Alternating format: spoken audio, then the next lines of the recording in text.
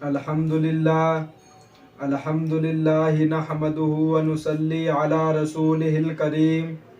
अम्मा बाद फ़अऊज़ु बिल्लाहि मिनश शैतानिर रजीम। बिस्मिल्लाहिर रहमानिर रहीम।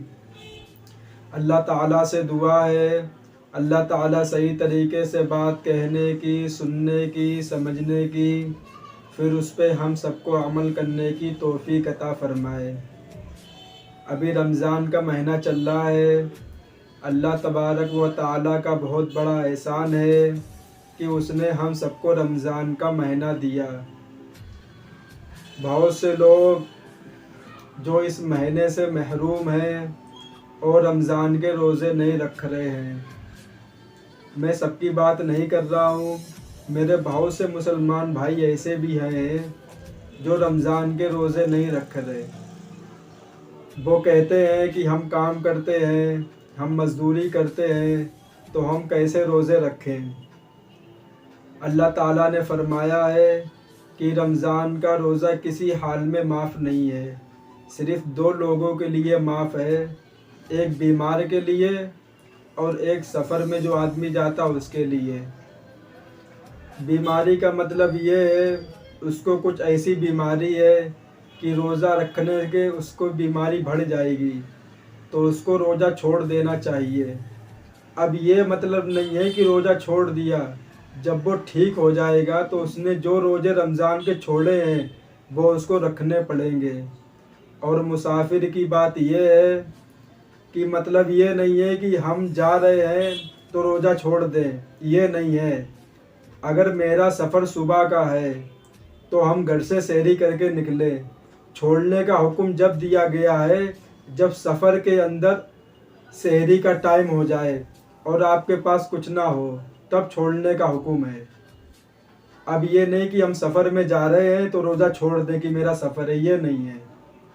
तो फिर आप घर पे आओगे, फिर आपको रोज़ा वो रखना पड़ेगा। अब बहुत से भाई ये कहते हैं कि रोज़ा रखे क्या फ़ायदा, नमाज तो पढ़ते नहीं है। ये तो आप बहुत बड़ा गुनाह कर रहे हो। एक तो रमज़ान का रोज़ा भी छोड़ रहे हो और ऊपर से नमाज भी नहीं पढ़ रहे हो। बहुत से लोग भाई कहते हैं कि क्या फ़ायदा है रोज़ा रखने का, नमाज तो पढ़ते नहीं है। तो ये बात बिल्कुल गलत है। रोज़ा रखो, अगर नमाज का टाइम नहीं मिल पा रहा तो उसके लिए टाइम निकालो। ये बहुत मुबारक महीना है, अल्लाह ताला अपनी रहमत बरसाता है मुसलमानों के ऊपर। वो ये नहीं कहता है कि पूरी साल मेरे लिए भूखे रहो। 9-11 महीने वो हमको खिलाता है, पिलाता है, तो हम लोग क्या उसके लिए एक महीने कुर्बानी नहीं दे सकते हैं। अभी कोई आपसे कह दे, आपका कंपनी का मालिक, कि आपको आज भूखा रहना है, आप भूखा रह लोगे। पर जिसने आपको बनाया, जिसने आपको पैदा करा, जो आपको खिलाता है, जो आपको पिलाता है, उसका हुक्म आप नहीं मान रहे हो, तो किस बात की आप मुसलमान हो। वो तो ये तो कह नहीं रहा है कि पूरी साल मेरे लिए खाना पीना छोड़ दो। पर बहुत से मुसलमान भाई मेरे ऐसे भी हैं जो काम भी करते हैं और रमज़ान का रोज़ा भी नहीं छोड़ते हैं। और बहुत से लोग कहते हैं कि हम काम कर रहे हैं, कि हम क्या करें। मज़दूर इंसान है, अगर उसने रोज़ा रखा, मज़दूर इंसान ने, और वो काम करने के लिए गया और उसको इतनी भूख प्यास लगी है कि उसकी जान पे आ गई, तो अब उसको रोज़ा तोड़ना फ़र्ज़ है। अब वो कहेगा कि इसमें क्या फ़ायदा है, रोज़ा भी रखे तोड़े भी। तो रोज़ा रखना भी पड़ेगा और तोड़ना भी पड़ेगा। फिर उसके बाद जब रमज़ान का महीना ख़त्म हो जाएगा, जो रोज़ा उसने तोड़े थे उनकी कज़ा करने पड़ेगी।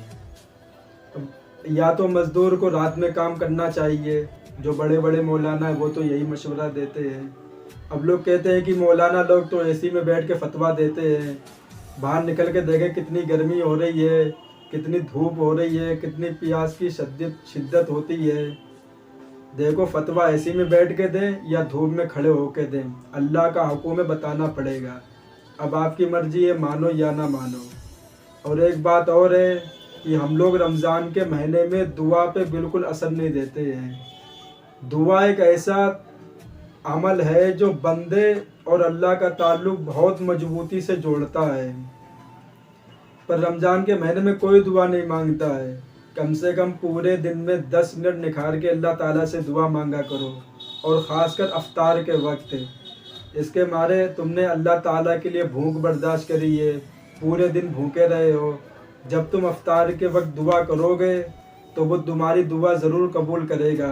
अल्लाह ताला फरमाता है कि जब कोई मेरे सामने हाथ उठाता है और मैं उसको अता नहीं करता हूँ तो मुझको शर्म आती है। अल्लाह ताला से बड़ा कोई मेहरबान है दुनिया के अंदर?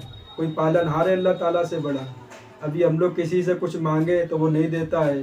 अल्लाह ताला कहता मुझ पे इस बात पे शर्म आती है कि जो मेरे सामने हाथ उठाए और उसके हम खाली हाथ उसको वापस कर दें। व आखिरु दावाना वलिल हम्दुलिल्लाहि रब्बिल आलमीन।